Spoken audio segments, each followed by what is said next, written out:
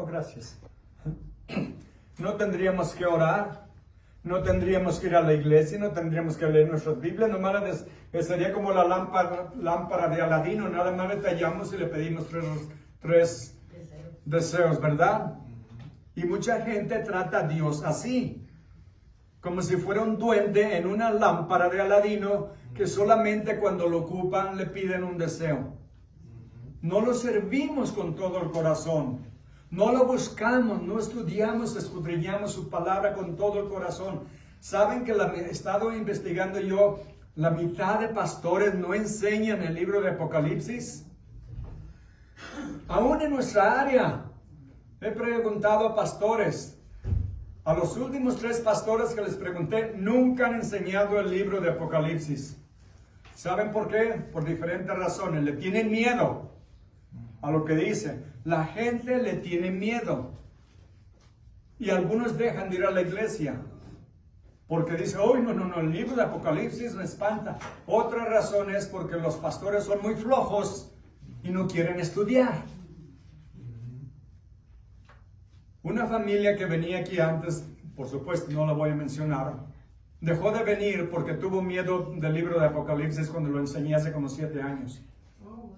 Pero la Biblia habla cosas maravillosas para los cristianos. Es el único libro en la Biblia donde dice que hay una bendición para los que lo oyen y para los que lo leen. Piensen en eso. Y al final los últimos 3 o 4 capítulos son los más maravillosos de la Biblia. Porque vemos lo que nos espera. Nosotros en Cristo somos más que vencedores en Cristo que nos amó. No tenemos que temer, solamente tenemos que servirlo y buscarlo con todo nuestro corazón. Vamos leyendo lo que dice la Biblia. Versículo 8 del capítulo 2. Y escribe al ángel de la iglesia en Esmirna. Efeso fue la de la semana pasada. Esmirna, el primero y el postrero, el que estuvo muerto y vivió, dice esto: yo conozco tus obras y tu tribulación y tu pobreza, pero tú eres rico. Y la blasfemia de los que se dicen ser judíos y no lo son, sino sinagoga de Satanás. No temas nada de lo que vas a padecer. He aquí, el diablo echará a algunos de vosotros en la cárcel, para que seáis probados y tendréis tribulación por 10 días. Sé fiel hasta la muerte, y yo te daré la corona de la vida. El que tiene oído, oiga lo que el Espíritu dice a las iglesias. El que venciere no sufrirá daño de la segunda muerte. Escribe al ángel de la iglesia. El ángel es el mensajero o es el pastor de la iglesia. Jesús tiene, fíjense en esto, Jesús está entre la iglesia, está en la iglesia, controla la iglesia y la iglesia pertenece a Jesús. Porque Él es el que dio su vida para formar la iglesia. La iglesia nació en el capítulo 2 de Hechos, ¿verdad? El día de Pentecostés, 50 días después de la Pascua. Y Dios le está mandando este mensaje a través de un ángel, se lo da a Juan, para que él lo reparta a todas las iglesias, las 7 iglesias que están mencionadas aquí en Apocalipsis. Y menciona la primera iglesia es la de Efeso. Es la iglesia que se había olvidado de su primer amor. Solamente 2 iglesias no recibieron una reprimenda, una corrección o un regaño. La iglesia de Esmirna y la iglesia de Filadelfia. Las otras 5 tuvieron un buen regaño, especialmente la última, que es la más rica. Y vamos a hablar de ella. Las 7 iglesias también representan 7 periodos de la iglesia a través de los siglos. Empieza con la iglesia de los apóstoles, la iglesia de Efeso. Y luego sigue la iglesia perseguida. Y luego después viene la iglesia de la misionera, que va a todo el mundo. Pero también después viene la iglesia que empezó en el año 313, cuando Constantino vino a ser el emperador romano. Y la iglesia había sido perseguida por casi 300 años. Vino el emperador Constantino, según eso se convirtió al cristianismo, y la iglesia que había sido perseguida, había sido purificada a través de la persecución y la muerte. La iglesia vino a ser la religión oficial del imperio. ¿Y saben lo que sucedió? La iglesia se unió con el Estado y la iglesia empezó a corromperse. Porque ya no era perseguida, ya estaba contenta, tranquila, comiendo, durmiendo y descansando. Satanás no pudo destruir la iglesia por 300 años, entonces se unió a la iglesia para destruirla por dentro. Sí. Y eso es lo que hace siempre. Busca la manera, por eso la Biblia dice que Satanás anda como una serpiente, sigilosamente, en silencio, buscando la manera. O también viene a veces viene como una serpiente y a veces viene rugiendo como un león, buscando a quien devorar, ¿verdad? ¿Qué es lo que hace un animal cuando oye un león rugir? Sale corriendo. Pero las serpientes llegan silenciosamente y atrapan a su presa. Satanás usa todas las artimañas que puede para destruir la iglesia. Y lo que hizo cuando se entró la iglesia y el Estado se unieron, después de ahí vino la iglesia católica. Se enriqueció y se corrompió. Y no es porque esté hablando mal de los católicos. Yo estuve en la religión católica por 30 años. Quería entrar hasta el seminario para ser sacerdote. Iba a la iglesia, me confesaba, bueno, hacía todo lo que tenía que hacer. Pero lamentablemente no conocía la Biblia. Cuando uno empieza a leer la Biblia, se empiezan a dar cuenta que mucho de lo que uno hace en la iglesia está contra la Biblia. Entonces tiene uno que llegar al momento de decidir a quién sigo. O sigo la iglesia creada por el hombre, o sigo la Biblia, que es la palabra de Dios. Y tenemos que tomar esa decisión. Tenía un libro así yo de grueso, de tantos sacerdotes que habían salido de la iglesia católica, que se habían convertido al cristianismo por haber leído la Biblia. Ya después de sacerdotes, porque no estudian la Biblia, no enseñan la Biblia. Por eso la gente está dormida. Los que empiezan a leer la Biblia, muchos se salen de la iglesia porque se dan cuenta, primeramente en la iglesia católica, para comenzar, violan los primeros 2 mandamientos. El primer mandamiento dice: no tendrás dioses ajenos delante de mí. Segundo, no te harás ninguna imagen de lo que está en el cielo, en la tierra, bajo la tierra, y no te inclinarás y las honrarás. Son de los 2 mandamientos que inmediatamente se violan en la iglesia. Lo que hizo la iglesia en el catecismo, quitó 1, el segundo mandamiento, y del 10 hizo 2, para tener los 10. Les digo porque yo tengo un catecismo, y lo he leído. Entonces han hecho muchas cosas contra la Biblia. Y eso sucedió, por eso le llaman, ¿cuántos han oído ustedes de la ¿cómo le llamaban? La Edad Media. La Edad Media. En inglés le llaman the Dark Ages, las edades de la oscuridad. El tiempo de la oscuridad, ¿por qué? Porque la Biblia se perdió. La palabra de Dios se perdió en la iglesia. Y por cientos de años o más de 1000 años no la enseñaban. Hasta que vino en el año 1600 Martín Lutero en Alemania, y él era un monje, era prácticamente un sacerdote, y él empezó a leer la Biblia y se empezó a dar cuenta que estaba predicando contra la Biblia. Y entonces cuando estaba leyendo el libro de Romanos, y donde dice: el justo por la fe vivirá. Decía: el justo por la fe vivirá. Pero ¿qué no tenemos que hacer todas estas cosas para ser salvos? No, por gracia sois salvos a través de la fe, y esto no de vosotros, pues es don de Dios, no por obras para que nadie se gloríe. Amén. ¿Ven? Entonces él quiso limpiar la iglesia, pero se armó una revolución, y de ahí viene el protestantismo, que protestó con muchas de las doctrinas de la iglesia católica. Por eso nos llaman protestantes, porque protestamos contra todas esas falsas doctrinas que no están en la Biblia, sino a contra de la Biblia van. Entonces, las 7 iglesias representan a cada iglesia, pero también cada periodo de la iglesia por los últimos 2000 años. Esta iglesia es la iglesia perseguida. Y le dice el Señor Jesús, escribe al ángel de la iglesia en Esmirna, el primero y el postrero. Y estos títulos son específicamente de Dios en el Antiguo Testamento, donde dice el primero y el postrero, el alfa y el omega, el que estuvo muerto y vivió. Aclaremos una cosa aquí, por favor, hermanos. Pongan atención, por favor. El que estuvo muerto y vivió, el alfa y el omega, el principio y el fin, son títulos de Dios. Se los voy a leer de Isaías 41:4, donde dice: ¿quién hizo y realizó esto?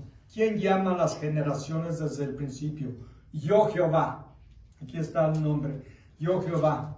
El primero y yo mismo con los postreros. Soy yo con los últimos también. Y dice también en el capítulo 44, versículo 6 de Isaías: así dice Jehová, Rey de Israel, y su Redentor, Jehová de los ejércitos: yo soy el primero y yo soy el postrero. Capítulo 48, 12. Óyeme, Jacob, y tú, Israel, a quien llamé, yo mismo, yo el primero y también el postrero. ¿Ven? Son títulos de Dios en el Antiguo Testamento, títulos de Jehová. Y sin embargo, el Señor Jesús toma este título para Él mismo en Apocalipsis 22, versículo 3, donde dice: yo soy el alfa y la omega, el principio y el fin. ¿Ven? Es solo un solo Dios. 3 personas y un solo Dios. Padre, Hijo y Espíritu Santo. ¿Por qué? Porque en Génesis 1:1, cuando Dios está hablando, dice: hagamos al hombre a imagen y semejanza nuestra. ¿Verdad? Amén. Génesis. No está hablando con los ángeles, porque los ángeles no son Dios. Dice: hagámoslos a semejanza nuestra. La Trinidad está hablando entre sí. Y dicen: vamos a formar al hombre a nuestra imagen y semejanza. Entonces, claramente aquí vemos en Apocalipsis cuando Jesús dice: yo soy el alfa y el omega, el principio y el fin, el primero y el último. Y donde estamos en el versículo 8, dice: el primero y el postrero, el que estuvo muerto y vivió. ¿Cuándo murió Dios? Dios nunca muere, hasta Pedro Infante lo dijo, ¿verdad? Lo cantó en un vals que se llamaba Dios nunca muere, ¿verdad? Te los mencioné antes. Dios nunca muere, Dios no puede morir, Dios es eterno. Pero Dios se hizo hombre. Jesús tomó carne humana y se hizo hombre, pero aclaremos otra cosa: Jesús nunca dejó de ser Dios, porque Dios no puede morir. Jesús murió como hombre en la cruz, en nuestro lugar, para darnos la vida eterna, darnos el perdón de nuestros pecados. Dios se vistió de carne humana. Pero cuando yo me visto, no cambio de persona, ¿verdad? Dentro soy el mismo con Levi's, o de traje, o con pijama, ¿verdad? Soy el mismo cuerpo. Dios en su divinidad no puede morir, sigue siendo Dios, pero se vistió de carne humana. Y murió como un hombre en la cruz con todos los sentimientos, atributos como un hombre, sin dejar de ser Dios. Amén. Entregó su vida por nosotros, por eso murió y vivió. ¿Por qué? Porque resucitó al tercer día. ¿Verdad? Cristo resucitó al tercer día. Él dijo: nadie me quita mi vida, yo la pongo por mí mismo. Tengo poder para ponerla y también para volverla a tomar. El Padre me dio este mandamiento. El Padre lo mandó a morir en nuestro lugar. Eso es lo que habla. Dice, versículo 9: yo conozco tus obras y tu tribulación y tu pobreza, pero eres rico. Fíjense, yo conozco tus obras. Dios sabe todo lo que hemos hecho en nuestra vida. Sabe lo que están pensando. Sabe lo que van a pensar mañana, lo que van a decir, lo que van a hacer mañana. Dios sabe absolutamente todo. Conozco tus obras. Él ve el sacrificio que están haciendo, la fe que tienen, la lealtad que tienen a Dios. Están perdiéndolo todo, pero no están perdiendo su fe en el Señor. No están perdiendo su amor por el Señor como la iglesia de Éfeso. Ellos no están perdiendo eso. Tienen humildad, tienen espiritualidad, tienen pasión, tienen amor por la verdad y por el amor y por Cristo. Lo están dando todo por Él. ¿Por qué? Porque la persecución purifica la iglesia. La persecución purifica la iglesia. En 1 de Pedro 5:10. 1 de Pedro 5:10.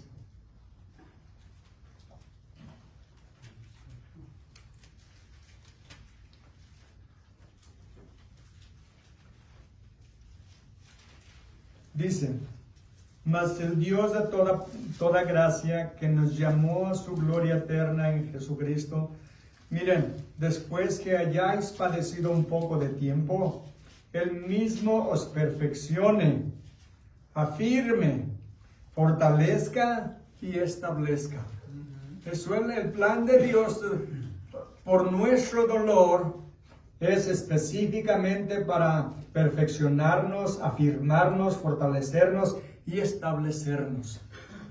Dios no desperdicia nuestro sufrimiento. Dios dice que Él va a enjugar toda lágrima de nuestros ojos.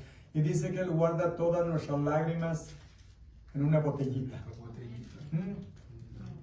Qué lindo, ¿verdad? Que no desperdicia nada. Todo nuestro dolor, todos nuestros problemas, lo que sufrimos por Él, Él lo toma en cuenta. Nada se le escapa.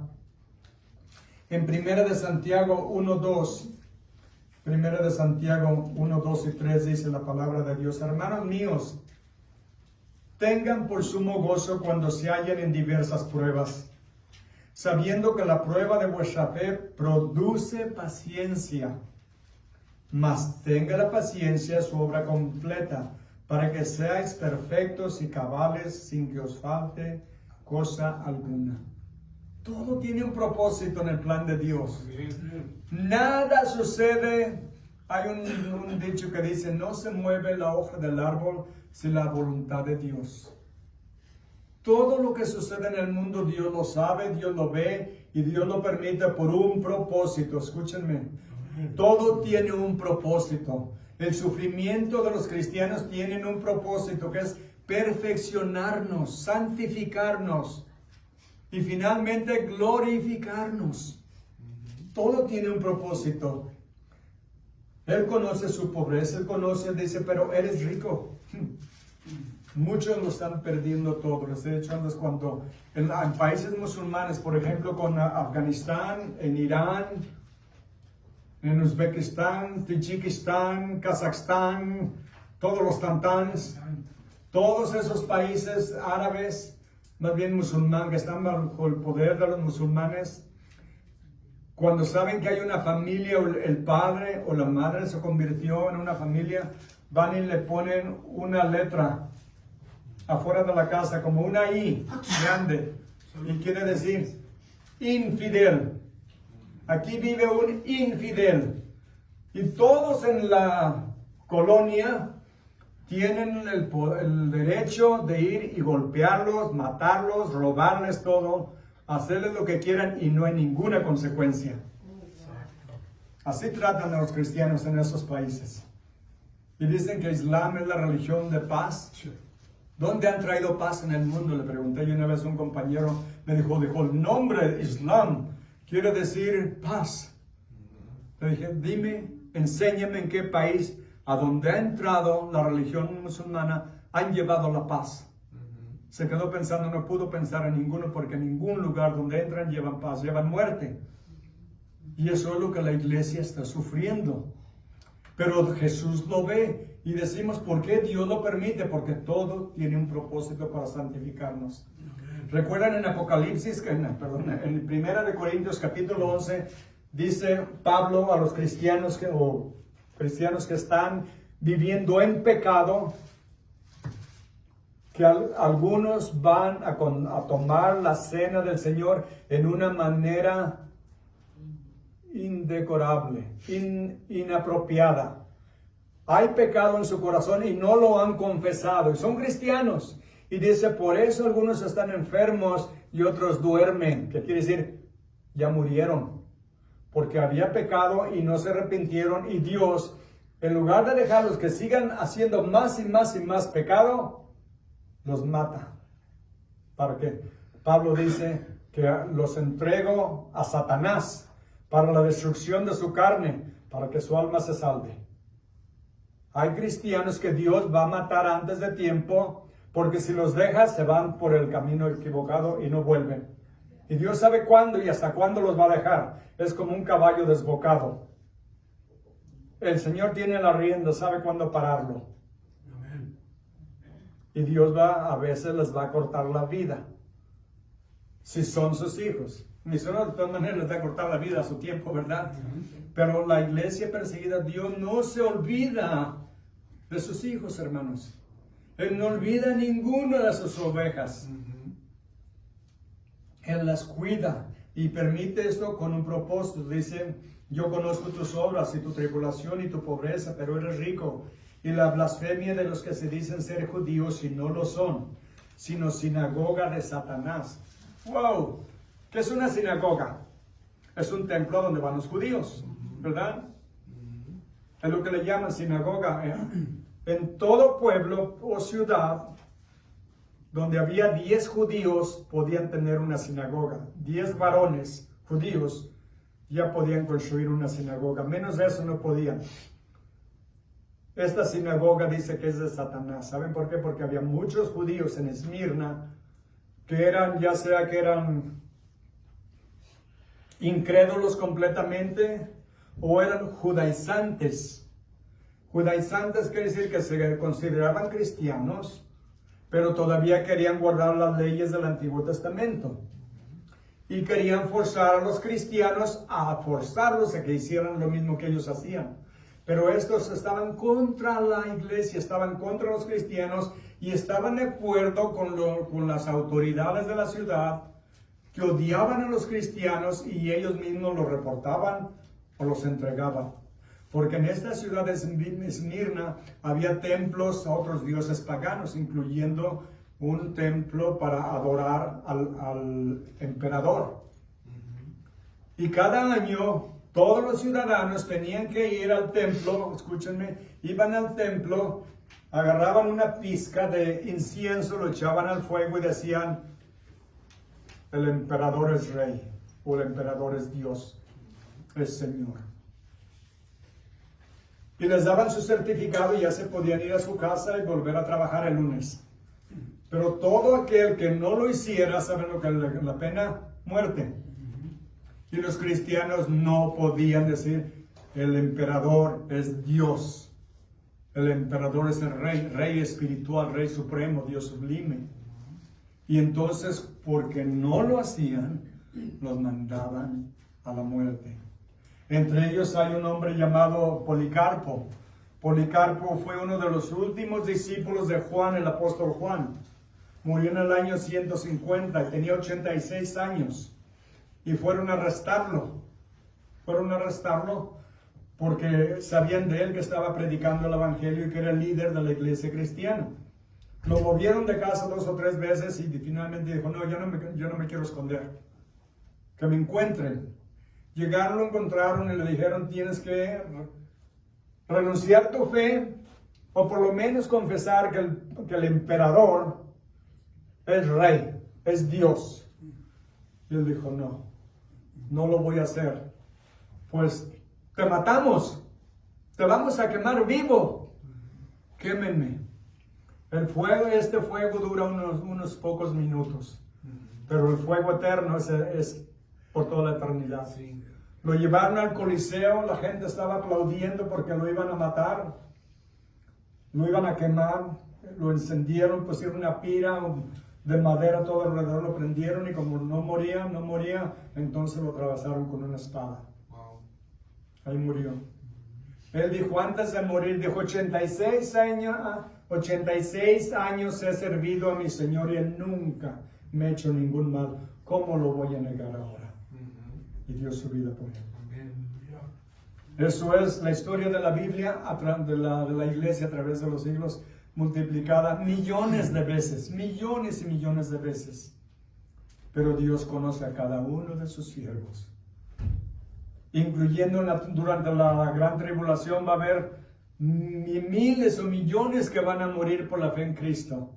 Porque dice la Biblia que va a haber multitudes bajo el trono que van a estar diciendo, ¿hasta cuándo, Señor, bueno y fiel, vas a vengar nuestra sangre? Dice, va a haber multitudes de toda lengua, tribu y nación que nadie puede contar. ¿Se imaginan cuánta gente va a haber? Todos esos van a morir durante la tribulación, 3 años y medio, y la gran tribulación, los siguientes 3 años y medio.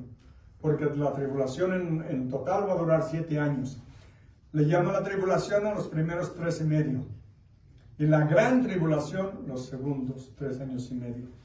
Donde dice la palabra de Dios mismo, el Señor Jesús le dijo a sus discípulos, que si Él no interviniera no quedaría carne viva. Nadie sobreviviría.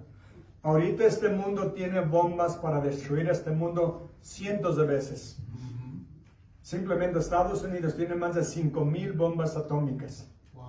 Rusia tiene otras tantas. China está desarrollando más. Pakistán tiene bombas atómicas. Hasta Argentina tiene bombas atómicas. Muchos países tienen bombas, Francia, Inglaterra, Alemania, todos esos países tienen bombas atómicas. Imaginen una guerra que le llaman una guerra campal, donde todos empiezan a atacarse unos a otros. ¿Quién quedaría vivo? Este mundo va a ser destruido. En 2 de Pedro 3:10, 2 de Pedro 3:10. Al 13 dice, miren lo que espera este mundo. Pero el día del Señor vendrá como ladrón en la noche. ¿Alguna vez ustedes los han robado en su casa? No. Yo cuando vivía allá en Guadalajara nos robaron como unas 7 veces por lo menos. Ya no podemos tener nada, porque todo nos robaban. Bueno, nunca nos avisaron que iban a venir y a qué horas iban a llegar. ¡Qué falta de educación! No avisarle a uno cuándo van a venir a robarlo. Así va a venir el Señor, como llega un ladrón. Pero el día del Señor vendrá como ladrón en la noche, en el cual los cielos pasarán con gran estruendo, y los elementos ardiendo serán deshechos. Miren, y la tierra y las obras que en ella hay serán quemadas. Todo lo que existe va a ser quemado. Todo va a ser destruido, va a quedar en cenizas. Versículo 11. Puesto que todas estas cosas han de ser deshechas, ¿cómo no debéis vosotros andar en santa y piadosa manera de vivir, esperando y apresurándoos para la venida del día de Dios, en el cual los cielos encendiéndose serán deshechos, y los elementos siendo quemados se fundirán? Pero nosotros, pero nosotros esperamos, según sus promesas, cielos nuevos y tierra nueva, en los cuales mora la justicia. ¿Se dan cuenta la diferencia? Todo esto ahorita, ¿cómo andan los políticos peleando ahí? Que ahora tenemos que dejar de usar petróleo y gas y vamos a usar el viento y la energía y el sol. Puras tonterías, realmente es lo que están gastando el dinero en tonterías.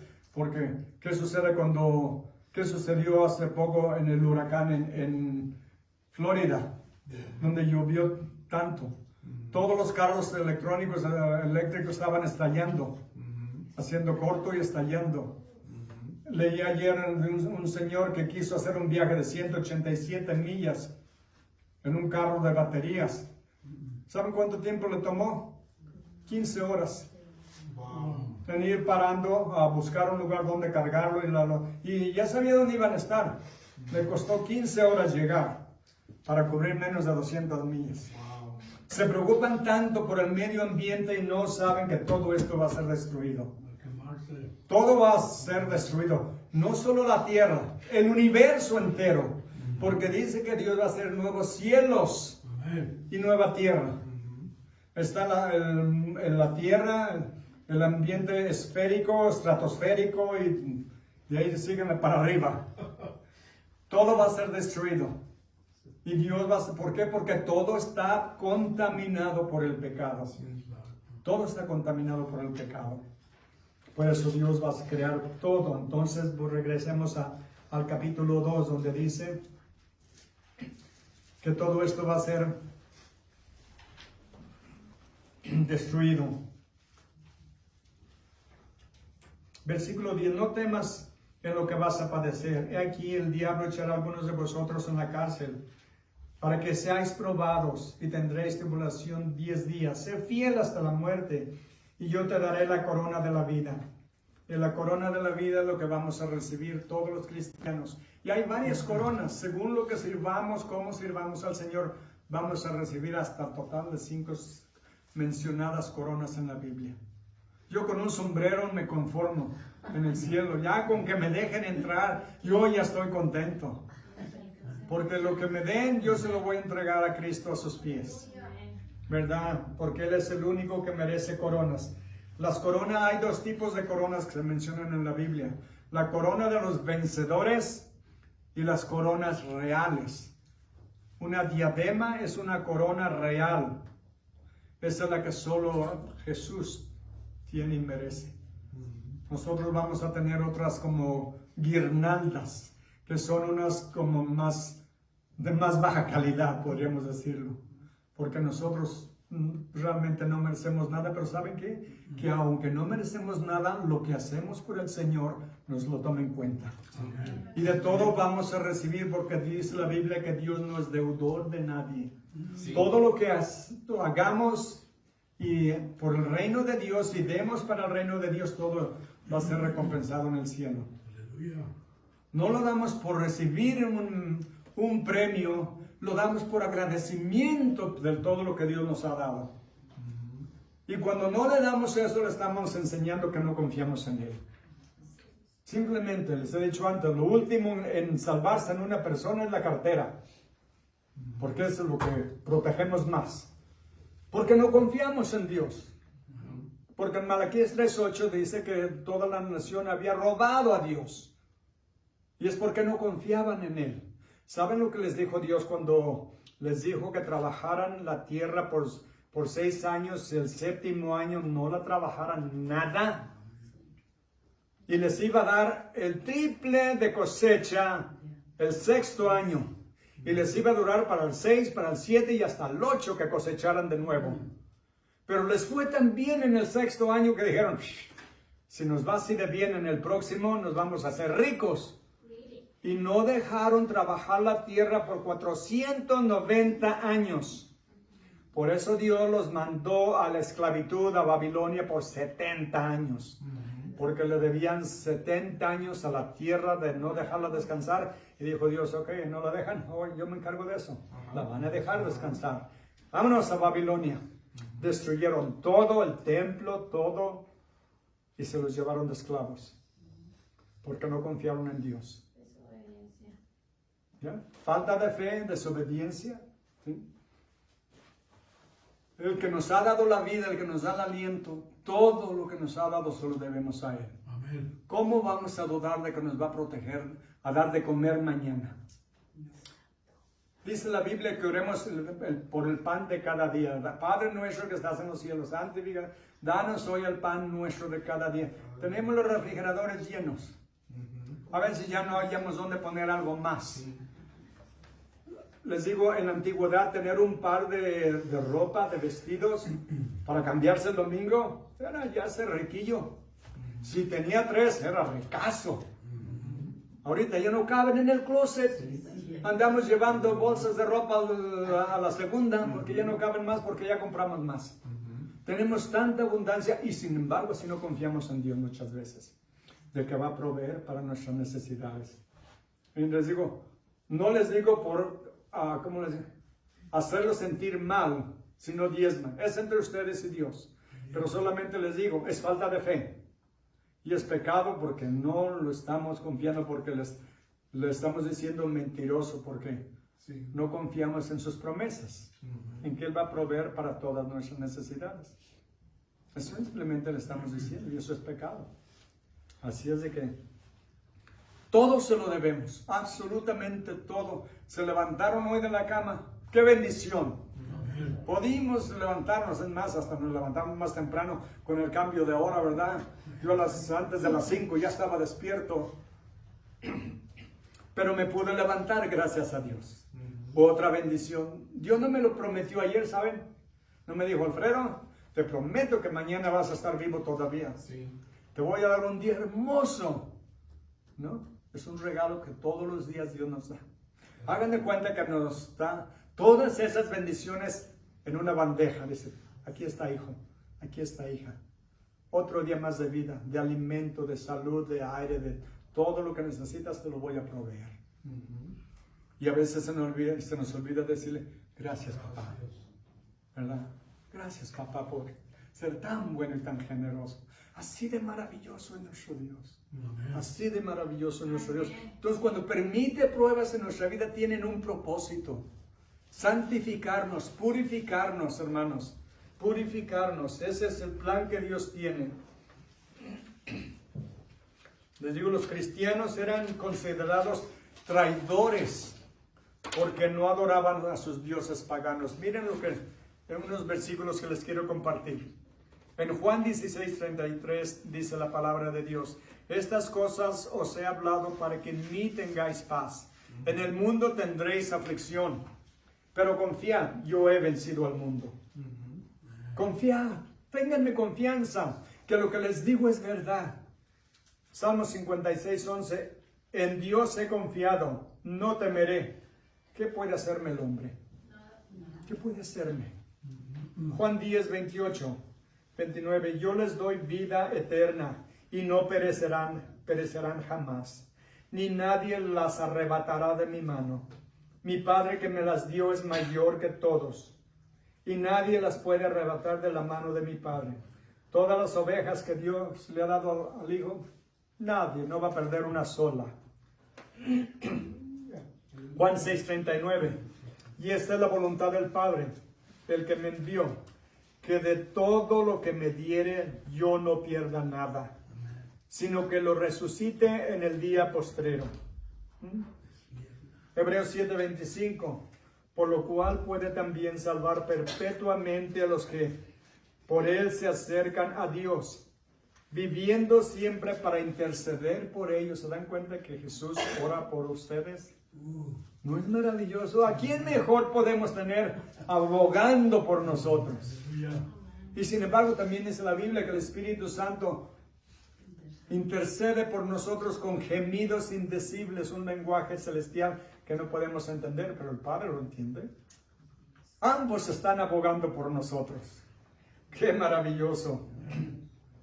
Romanos 8:28 y 29. Y sabemos que a los que aman a Dios, todas las cosas les ayudan a bien. Esto es, a los que conforme a su propósito son llamados.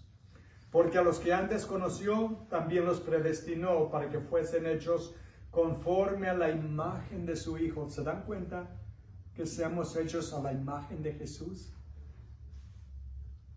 Para que Él sea el primogénito entre muchos hermanos. Él es el más importante, Él es el primero. Job 1:22. En todo esto no pecó Job, ni atribuyó a Dios. O sea, en todo lo que sufrió, nunca culpó a Dios Job. Perdió 10 hijos y todo lo que tenía y toda su salud.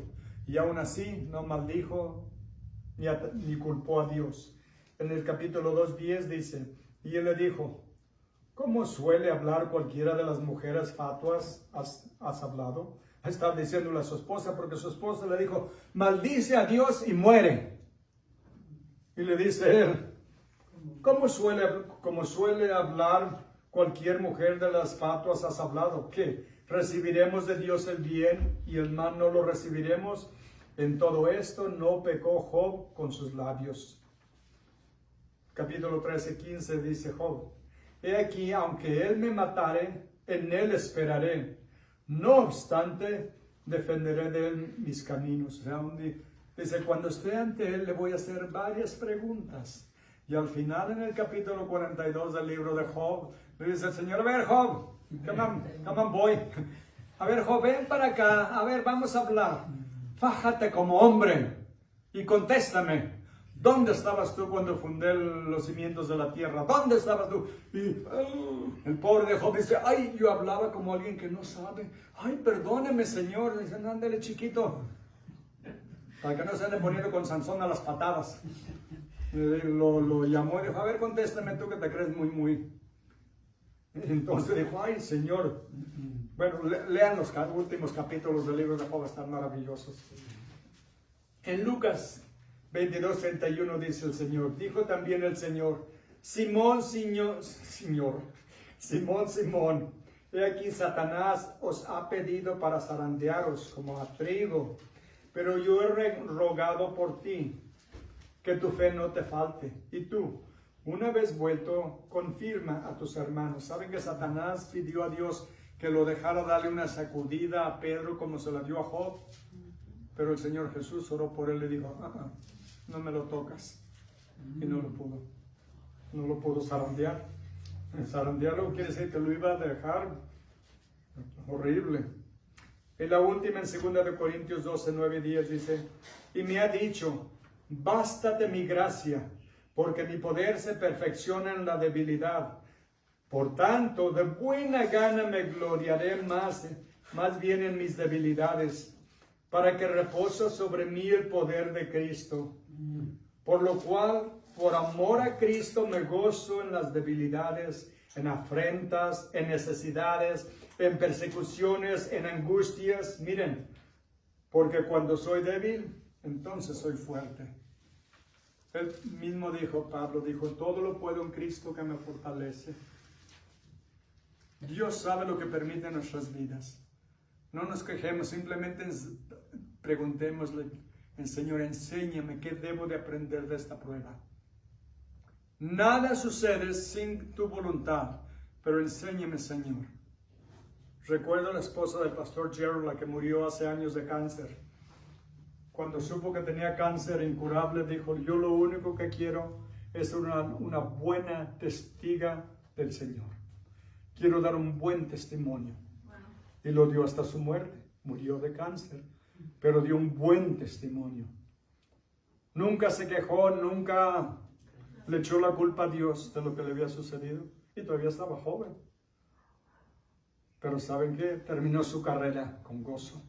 Y eso es lo más importante, como Pablo dijo al final de su vida en 2 de Timoteo, dijo: he terminado la buena carrera, he peleado la buena batalla y ahora me espera la corona de justicia que el buen Dios justo me dará. Todo lo puedo en Cristo que me fortalece. No importa qué enfrentemos en la vida, si Él está con nosotros, ¿quién contra nosotros? El que no escatimó ni a su propio Hijo, sino que lo entregó por nosotros, ¿cómo no nos dará con Él también la gloria? Todo lo puede, y lo que permite, lo permite por un propósito. Yo simplemente le digo: Señor, enséñame a recibirlo con gracia. Eso es lo que yo le pedí cuando estaba en el hospital y no sabía si iba a salir de ahí vivo en un ataúd. Le dije: Señor, lo que me queda de vida te lo entrego. Si quieres usarme, úsame aquí o fuera de aquí. Y lo que hacía, todas las enfermeras, a todos los que entraban a mi cuarto, les decía: por favor, escribe tu nombre ahí. Y me decían: ¿para qué? Les decía: para orar por ti. Para orar por ti. No podía hacer más, pero podía hacer algo. Para la gloria de Dios.